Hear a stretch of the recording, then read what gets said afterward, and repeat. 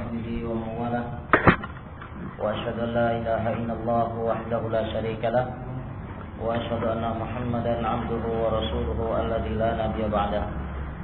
يقول ربنا جل وعلا في كتابه الكريم: يا أيها الناس اتقوا ربكم الذي خلقكم من نفس واحدة وخلق منها زوجها وبث منهما رجالا كثيرا ونساء واتقوا الله الذي تساءلون به والأرحام إن الله كان عليكم رقيبا. أما بعد، فيا إخوان الدين عزني الله وإياكم جميعا. Alhamdulillah, pada malam hari ini kita bisa melanjutkan kembali, walaupun ini bukanlah jadwal yang semestinya, tapi karena memang dikarenakan taklim ini hanya sebulan sekali, sangat sangat eman kalau kata orang Jawa kalau seandainya diliburkan. Sehingga kemarin ana berinisiatif memberikan usulan kepada panitia untuk maju apa dimundur? Diundur ya, dimundurkan waktunya sampai hari Rabu ini. Walaupun ini hanya sebatas hari Rabu ini saja. Adapun untuk besok-besok insyaallah tidak. Mudah-mudahan Allah Subhanahu wa taala memberikan kemudahan selalu agar kita bisa terus taklim, terus mendalami ilmu agama. Saya berkata Allah wa yakum jami'an. Insyaallah hari ini hari terakhir ini. Hari terakhir dari pembahasan sujud sahwi kita insyaallah. Sampai di mana kita kemarin? Ayo Sofan.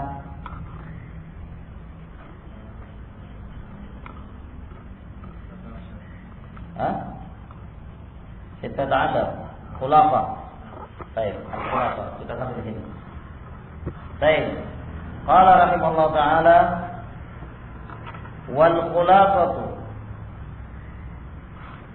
kata beliau, dan ringkasan dari apa yang telah beliau sampaikan kemarin sampai dengan saat sekarang ini. Ringkasannya kata beliau, yatabayyanu lana mimma sabab, telah jelas bagi kita apa yang telah kita pelajari dari pelajaran-pelajaran yang telah lalu sebagaimana berikut ini, kata beliau. Anna sujud sahwi taratan yakunu qabla salami wa taratan yakunu ba'dahu. Bahwasanya sujud sahwi kadangkala dilakukan sebelum salam dan kadangkala pula dilakukan setelah salam. Ini kata beliau. Jadi kesimpulan dari yang telah beliau sampaikan panjang lebar, bahwasanya sujud sahwi itu terletak pada dua tempat. Ada kalanya dilakukan setelah salam dan ada kalanya pula dilakukan sebelum salam. Ini ringkasan. Kemudian dirinci lagi oleh beliau ringkasan tadi. Qal, kata beliau, fayakunu qabla salami fi mawdi'aini. Maka sujud sahwi yang dilakukan sebelum salam terletak pada dua tempat. Sujud sahwi yang dilakukan sebelum salam terletak pada dua tempat, fi mawdi'ain. Al-awwal, yang pertama, idza kana an nafsin, apabila terjadi pengurangan di dalam salatnya. Ingat, pengurangan, penambahan ini bermula atau berawal dari apa? Adanya kelupaan, kelalaian di dalam salatnya. Ini jadikan patokan. Ya, merupakan syarat yang mengharuskan seorang hamba melakukan sujud sahwi. yaitu apabila memang dia lupa ataupun lalai di dalam sholatnya, sehingga terjadilah apa yang namanya penambahan ataupun pengurangan atau keraguan-raguan di dalam sholat. Nah, kenapa saya katakan demikian? Karena memang ada di sana hal-hal yang memang menyebabkan terjadinya pengurangan di dalam sholat. Akan tetapi tidak dilandasi di atas kelupaan. Bisa jadi memang karena dia terlambat. Nah, atau bisa jadi memang karena dia sengaja melakukannya, karena main-main, mutala'ib. Maka hal yang demikian ini tidak termasuk pada pembahasan sujud sahwi. Bisa dipahami? Tidak termasuk dalam pembahasan sujud sahwi. Nah, kalau orang yang mutala'ib, jelas perbuatannya ini menyebabkan batal sholatnya. Beda halnya kalau orang yang terlambat, bisa jadi terlambat membaca bacaan-bacaan yang wajib, atau terlambat membaca bacaan-bacaan yang rukun. Nah, kalau terlambat dalam membaca bacaan yang wajib, maka dia tidak, kalau memang dia terlambat tidak disengaja di situ. Nah, ini lain hal hukumnya, nanti. Akan tetapi kalau seandainya memang dia terlambat membaca bacaan yang rukun, apa yang harus dia lakukan? Dia harus mengulang kembali rakaat dari bacaan rukun atau gerakan ataupun bacaan rukun yang dia tinggalkan. Seperti halnya sholat, dia pada rakaat yang ketiga atau rakaat yang kedua lupa baca surat bukan lupa ya. Dia terlambat membaca surat Al-Fatihah.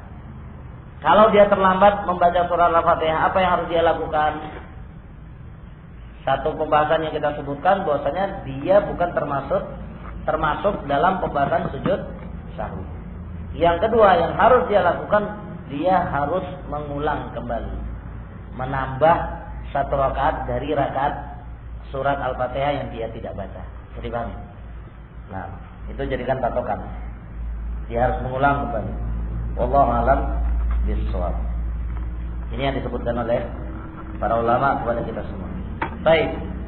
Kalau kata beliau, kita kembali dari pembahasannya tadi, bahwasanya terjadinya sujud sahwi sebelum salam, yang pertama adalah idza kana an naqsin, apabila terjadi pengurangan di dalam salatnya.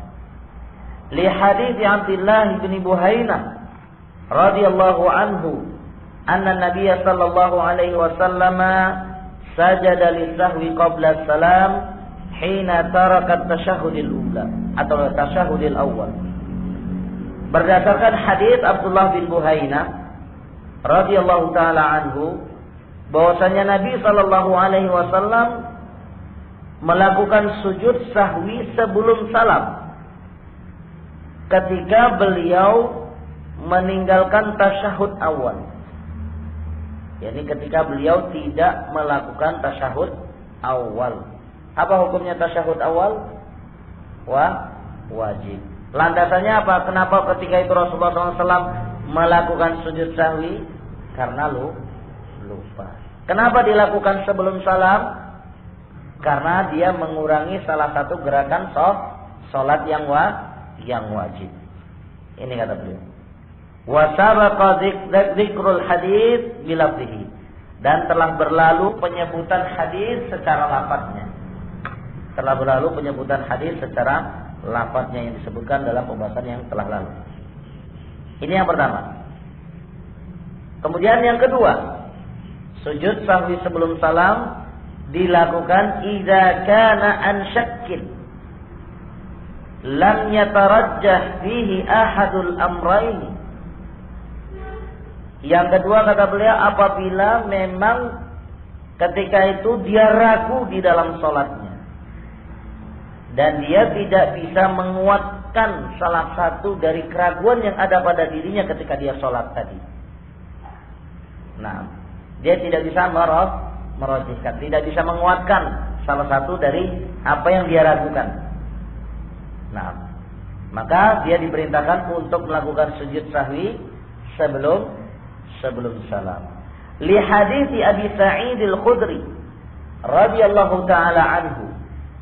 Berdasarkan hadis Abi Sa'id Al-Khudri radhiyallahu taala anhu, fi man syakka fi salatihi falam yudrik kam shalla thalathan am arba'an, haitsu amarahu an-nabiy sallallahu alaihi wasallam an yasjuda sajdataini qabla an yusallima wa sabaqa dzikrul hadits bilafzi.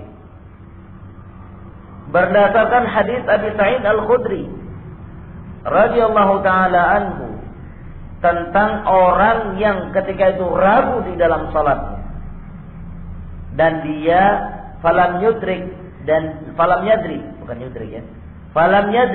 dan dia tidak mengetahui, dia tidak tahu apakah ketika itu dia salat 3 rakaat atau 4 rakaat. Kam shalah, dia tidak tahu berapa rakaat dia salat, 3 atau 4. Haitsu, yang mana ketika itu amarahun Nabi sallallahu alaihi wasallam. Nabi sallallahu alaihi wasallam memerintahkan kepada dia agar dia sujud 2 kali sujud qabla an yusallima, sebelum salam. Wa sabaqa dzikrul hadits bilafzihi, dan telah dijelaskan, telah berlalu penjelasannya atau penyebutan tentang lafaz hadis secara rinci. Ini kata beliau. Jadi 2 keadaan, 2 tempat seseorang diperintahkan untuk melakukan sujud sahwi sebelum salam. Yang pertama, apabila dia melakukan pengurangan di dalam salat. Yang kedua, apabila dia ragu dan tidak bisa menguatkan salah satu keraguan yang ada pada dirinya ketika dia salat. Nah, hadis yang pertama adalah hadisnya siapa? Abdullah bin Buhainah. Cukup ini sebenarnya. Hadis yang kedua adalah hadisnya Abi Sa'id Al-Khudri radhiyallahu taala. Ini yang disebutkan oleh beliau dari kesimpulan yang pertama. Kemudian yang kedua, wa yakunu sujudus sahwi ba'da salami fi mawdi'in. Dan sujud sahwi dilakukan setelah salam pada 2 tempat. Sujud sahwi dilakukan setelah salam pada 2 tempat. Al-awwal, yang pertama kata beliau, idza kana an ziyadatin, apabila ketika itu dia melakukan penambahan di dalam salat. Li hadits Abdullah bin Mas'ud radhiyallahu taala anhu, hina shalla an-nabiy sallallahu alaihi wasallam adh-dhuhra 5 fadhakaruhu ba'da salam fasajada sajdataini thumma sallam wa lam yatabayyan anna sujudahu ba'da salam min ajli annahu lam ya'lam biziyadah illa ba'dahu. Fadalla ala umumil hukmi wa anna sujuda an ziyadati yakunu ba'da salam sawa'un alima biziyadati qabla salam am ba'da.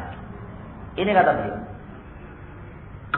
Berdasarkan hadis Abdullah bin Mas'ud radhiyallahu taala anhu, ketika itu, yang mana ketika itu Nabi sallallahu alaihi wasallam salat zuhur sebanyak 5 rakaat.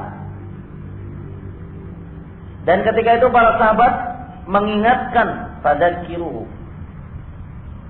Para sahabat mengingatkan beliau setelah beliau melakukan salam. Fasajada sajdatain, setelah Rasulullah SAW diingatkan akan penambahan yang beliau lakukan di dalam salatnya, maka Rasulullah SAW pun sujud 2 kali sujud. Tsumma sallama, kemudian setelah itu beliau salam. Walam yatabayyan, dan tidak dijelaskan di sana anna sujudahu ba'da salam, bahwasanya sujud sahwinya beliau dilakukan setelah salam min ajli annahu lam ya'lam bi ziyadah. Disebabkan karena beliau tidak tahu bahwasanya beliau melakukan penambahan. Tidak jelaskan di situ. Lam ya'lam bi ziyadati illa ba'dahu, kecuali setelah beliau diingatkan oleh para sahabat. Padahal maka oleh karena inilah hadis ini menunjukkan atas umumul hukmi, keumuman hukum yang diperintahkan kepada kita di dalam permasalahan ini. Yani hadis yang ketika itu Rasulullah sallallahu alaihi wasallam melakukan sujud sahwi setelah salam, ini hadis yang umum kata beliau. Hukumnya adalah umum. Nah, wa anna sujuda al-ziyadati, dan bahwasanya sujud yang disebabkan karena penambahan yakunu ba'da salam, dilakukan setelah salam, sawaun, sama saja apakah ketika itu alima bi ziyadah, bahwasanya dia tahu tentang penambahan yang dia lakukan qabla salam, sebelum salam, am ba'dahu, ataupun setelahnya. Nah, jadi maksudnya di sini lam ya'lam bi ziyadati illa ba'dahu. Tidak disebutkan bahwasanya sujud sahwinya beliau setelah salam itu, bahwasanya ketika itu beliau tidak mengetahui penambahan itu kecuali setelah salam. Tidak disebutkan.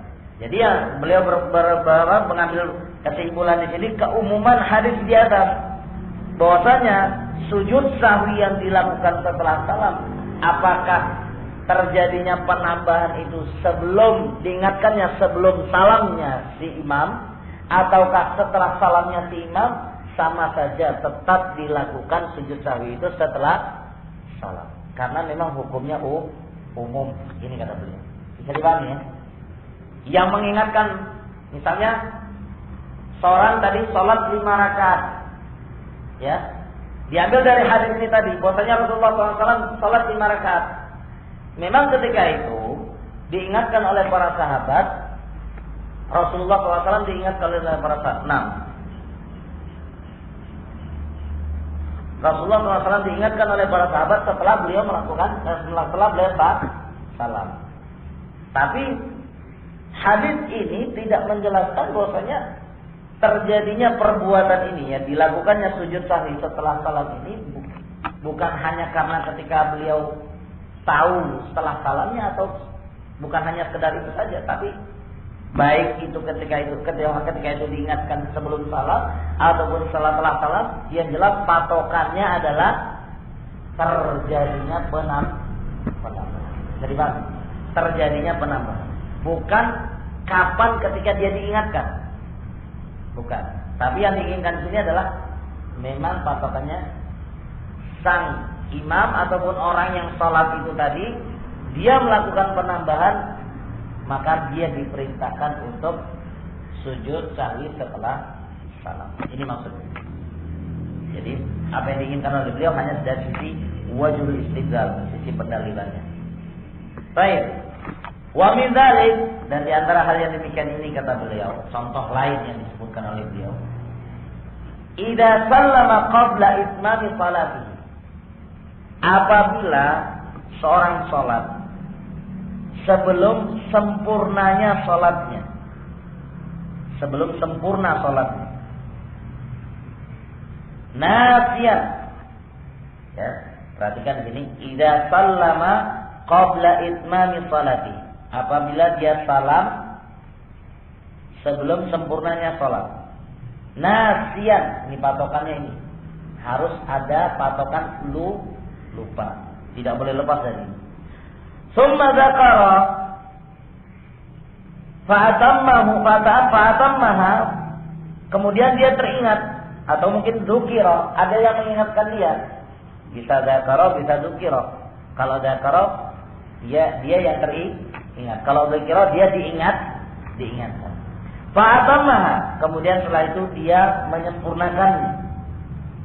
Fa'innahu zada salaman, maka orang ini terhitung sebagai orang yang menambah salam. Kenapa kok bisa menambah salam? Kenapa kok bisa dinyatakan bahwasanya orang ini dinyatakan sebagai menambah salam? Apa perlu contoh? Perlu contoh? Hah? Sholat ini, orang sholat Isya. Sholat Isya berapa rakaat? 4 rakaat. Ternyata di rakaat yang ketiga, ketika itu dia sudah salam. Makanya dikatakan qabla itmami sholat. Salam tapi belum sempurna sholatnya. Terus dia diingatkan atau dia ingat bahwasanya dia kurang 1 rakaat lagi. Baik, apa yang harus dia lakukan? Dia sempurnakan dulu kan? Dia sempurnakan. Ingat, salam sebelum sempurnanya sholat ini masuk dalam penambahan atau pengurangan? Penambahan. Kenapa dinyatakan sebagai penambahan? Nah, lupa. Karena dia menambah salam yang seharusnya berapa salam dalam satu sholat? 1 kali salam. Tapi ternyata dia menambah 2 kali salam. Bisa dipahami? Nah, diberitakan dia untuk menambah, menyempurnakan sholatnya. Nah, maka kata beliau, fa innahu zada salaman. Orang ini terkategori sebagai orang yang menambah salam. Walaupun memang sholatnya kurang, tapi karena dia belum waktunya salam, dia sudah salam. Nah, itu dia menambah salam. Nah, kita ulangi lagi. Fa innahu zada salaman fi asna'i salatihi. Maka orang ini terhitung orang yang menambah salam di dalam salat. Di pertengahan salatnya. Fi asna'i salatihi. Di pertengahan salat. Apa yang harus dia lakukan? Fa yasjudu ba'da salami. Maka yang diperintahkan kepada dia adalah hendaknya dia sujud setelah salam. Sujud apa maksudnya di sini? Sujud sahwi. Li hadits Abi Hurairah radhiyallahu taala anhu, berdasarkan hadits Abi Hurairah radhiyallahu taala anhu, hina sallama an-nabiy sallallahu alaihi wasallam fi salati adh-dhuhri aw al-'asr. Ketika itu Rasulullah sallallahu alaihi wasallam pernah salam pada salat zuhur ataupun salat asar min rak'ataini, pada rakaat yang kedua. Beliau salam pada rakaat yang kedua. Fadzakaruhu, maka ketika itu para sahabat pun mengingatkan beliau. Fa'atamma falatahu, maka ketika beliau diingatkan, siapa yang mengingatkan? Zul Yadain, orang yang punya tangan panjang. Salah seorang dari para sahabatnya Nabi sallallahu alaihi wasallam. Ketika diingatkan, merasa yakin beliau memang kurang ketika itu, maka beliau pun ketika itu menyempurnakan salatnya. Wa sallama, setelah beliau sempurnakan, beliau pun salam. Tsumma sajada lis-sahwi, kemudian setelah itu pun beliau sujud sahwi. Setelah salam. Wa sallama, kemudian diakhiri dengan salam. Wa sabaqa dzikrul hadits bilafzihi. Dan telah berlalu penyebutan hadis dengan lafaznya, kata beliau. Ini diantara sujud sahwi yang dilakukan setelah salam disebabkan karena penambahan. Di antaranya adalah karena memang dia melakukan salam sebelum sempurnanya sholat. Baik, yang kedua, sebab atau tempat yang kedua sujud sahwi dilakukan sebelum salam. Setelah salam, apa? Tanian yang kedua atau adzani yang kedua, idza kana an syakkin tarajjaha fihi ahadul amrayn, apabila ia ragu di dalam salatnya Dan ketika itu dia bisa menguatkan salah satu dari dua perkara yang ia ragukan di dalam sholat. Ia bisa menguatkan salah satu dari dua perkara yang ia ragukan di dalam sholat. Li hadits Abdi ibni Mas'ud radhiyallahu anhu, berdasarkan hadis Abdullah bin Mas'ud radhiyallahu taala anhu, anna Nabiy sallallahu alaihi wasallam amara man syakka fi salati an yataharra al-aswab fayutimma alaihi thumma yusallim wa yasjud wa sabaqa dzikrul hadis bilafzihi.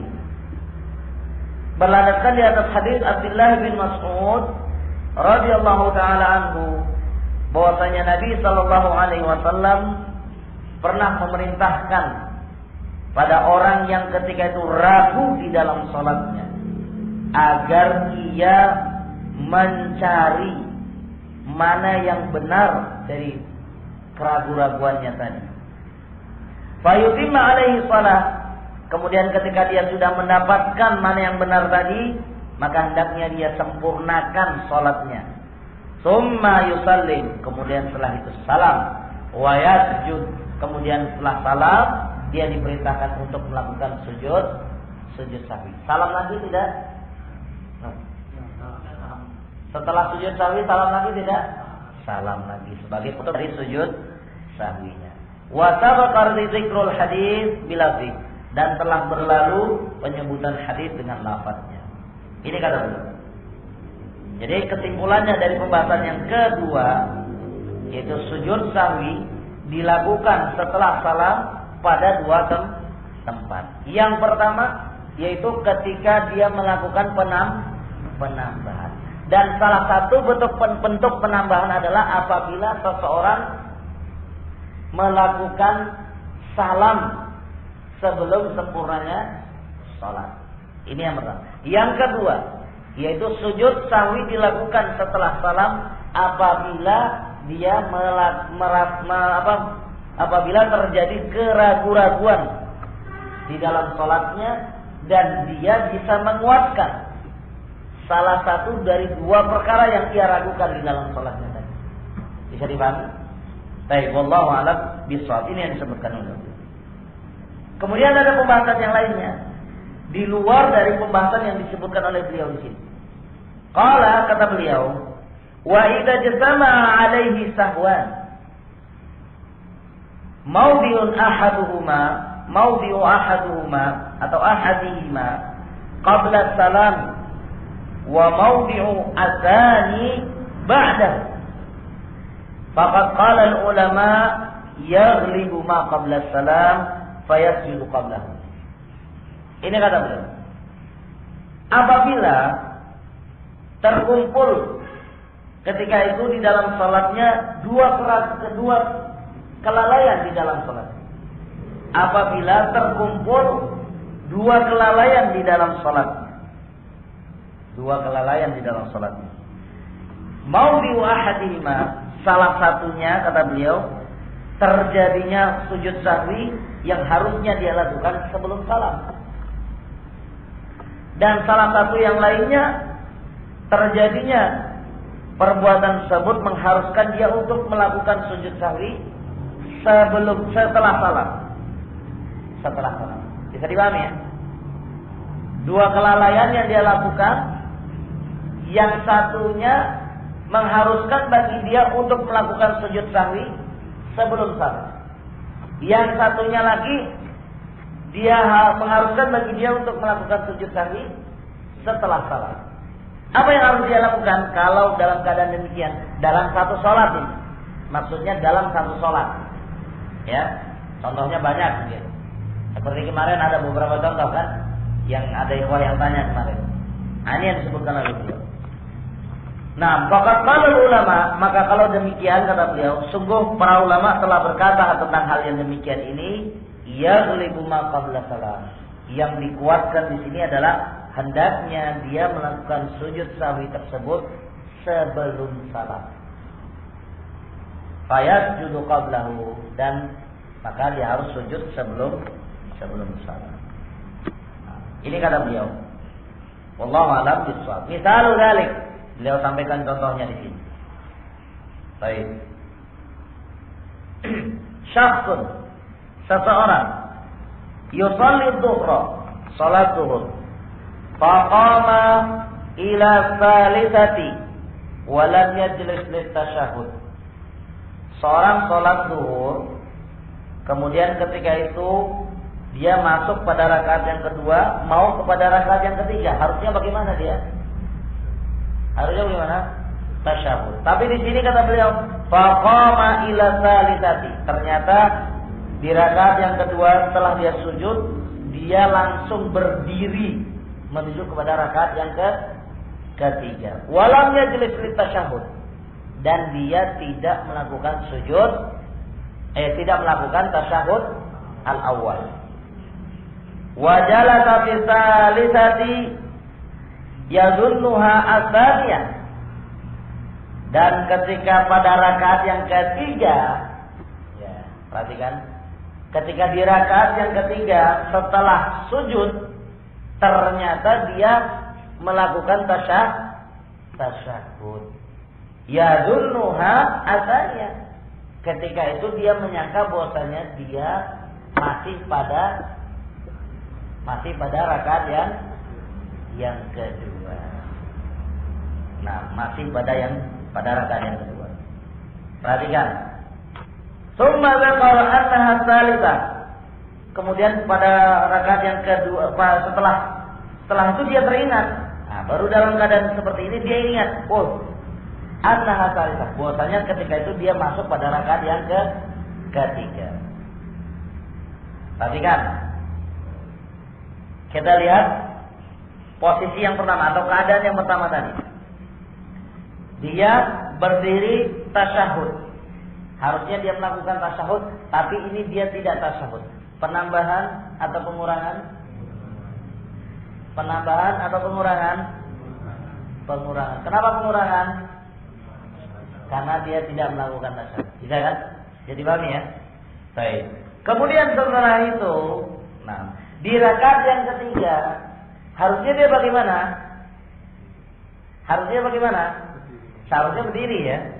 Tapi ternyata di situ dia melakukan tasyahud. Tasyahud yang pertama. Tasyahud yang pertama. Dengan anggapan bahwasanya dia menyangka bahwasanya ketika itu dia masih pada rakaat yang kedua. Baik, masuk yang mana? Penambahan. Masuk yang mana ini? Penambahan. Lah, keraguan-raguan. Ragu yang bisa dia kuasa. Benar. Mana? Yang disebutkan di sini dia bisa menguatkan keraguan-raguannya.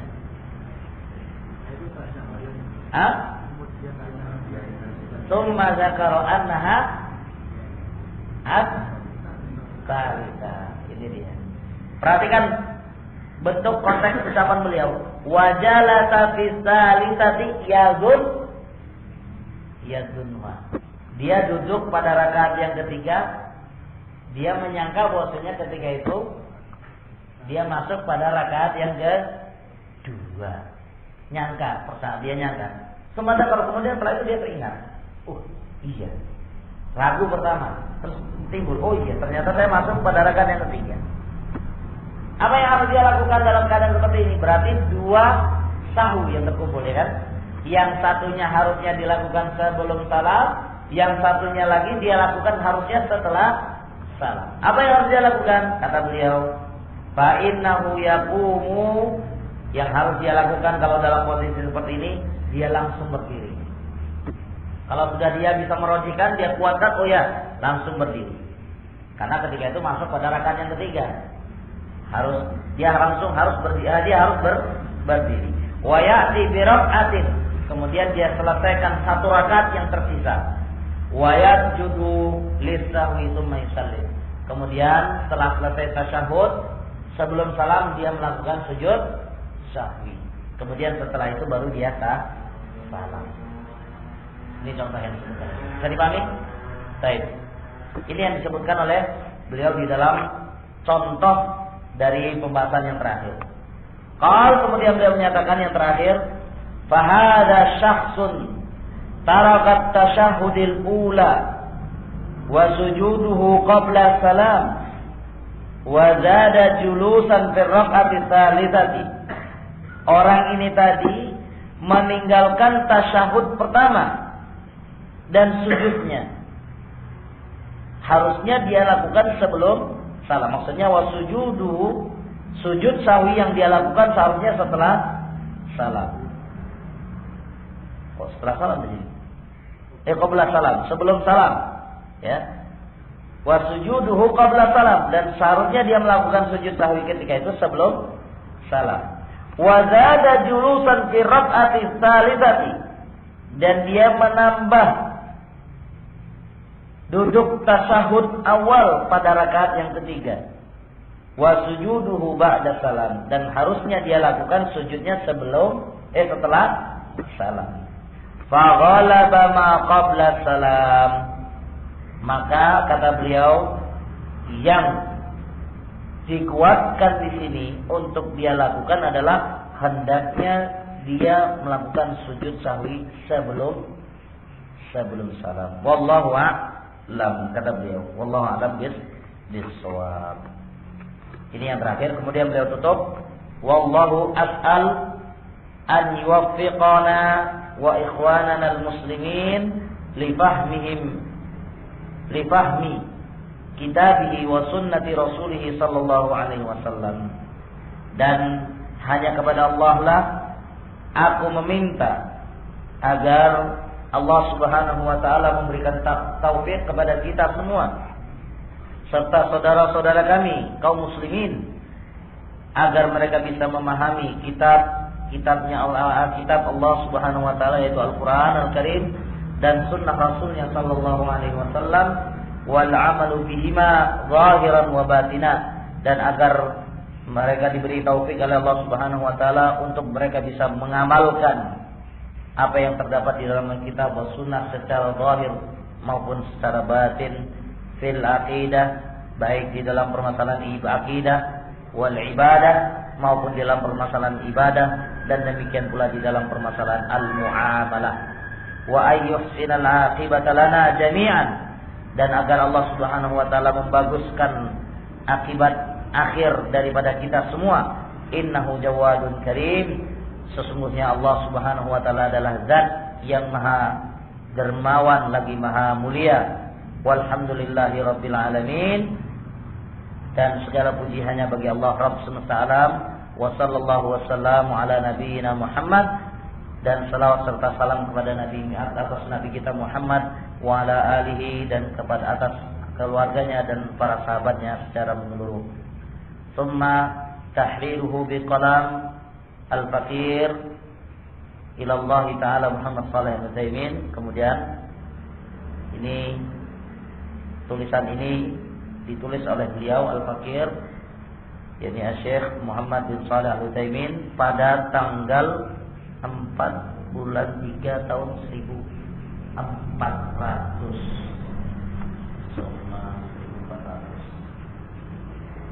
Berarti awal kitab ini ditulis oleh beliau pada tahun 1400 dan dicetak pada tahun 1412. 12 tahun setelahnya baru dicetak.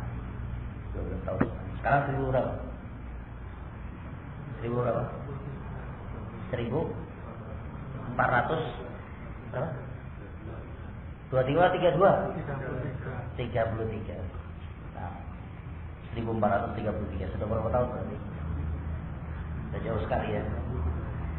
Nah, ya kalau dari 1400 nya berarti sudah 33 tahun. Tapi kalau yang 412 ini berarti berapa? 21 tahun.